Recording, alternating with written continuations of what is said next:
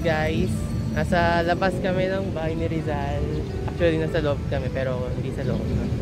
Tapos kaya nandito kami sa bahay ni Rizal ngayon. Ay dito natin makita at malalaman kung bakit pa rin relevant si Jose Rizal hanggang sa modern age hanggang sa ngayon. So titingnan natin yung bahay ni Rizal. So let's go!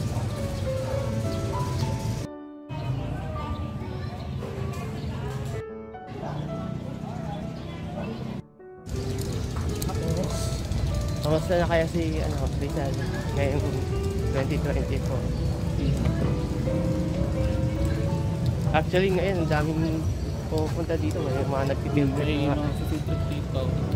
Makarim tapos pero rin yung iba parang project rin. So hindi lang kami nag-iisa dito. Oo.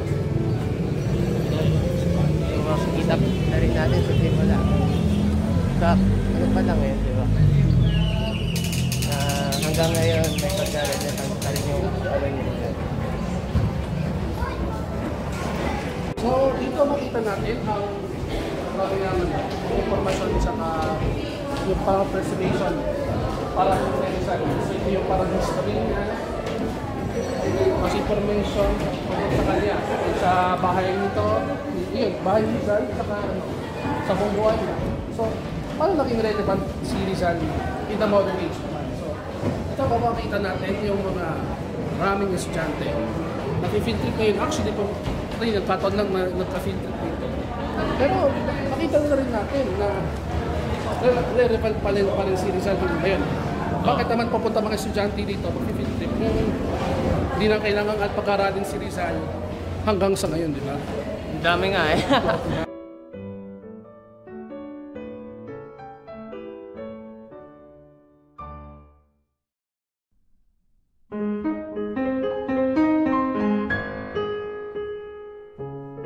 Dito makikita sa mga exhibitions ni Rizal yung mga story niya, no?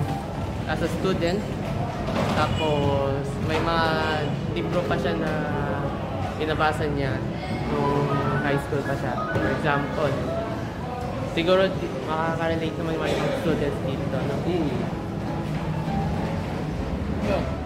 Nag-trend si Rizal na estudyante rin, tapos may pinagdadaanan na rin. Nagka-love life din nga eh.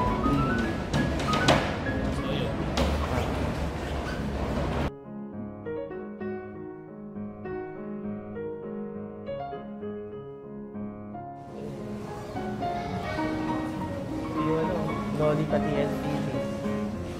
Hanggang ngayon pinag-aaralan pa rin mga estudyante. Actually ito ngayon eh, staple ng pagiging hero ni Rizal. Tapos ito rin yung paraan na ma-introduce si Rizal sa mga students din.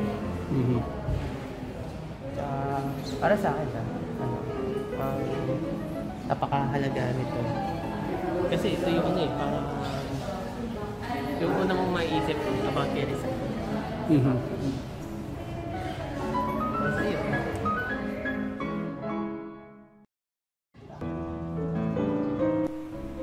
Sa internet na mayroon tayo ngayon, ay nakakagawa tayo ng iba't ibang paraan para manatili ang kahalagaan ni Rizal.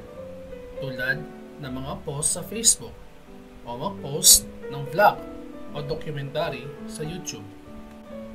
Sa paggamit ng mga kasangkapan na ito, mananatili ang kaugnayan at impluwensya ni Rizal sa kanyang mga sakripisyo at tambag niya para sa kalayaan at kabutihan ng ating bansa at para sa kinabukasan ng mga Pilipino.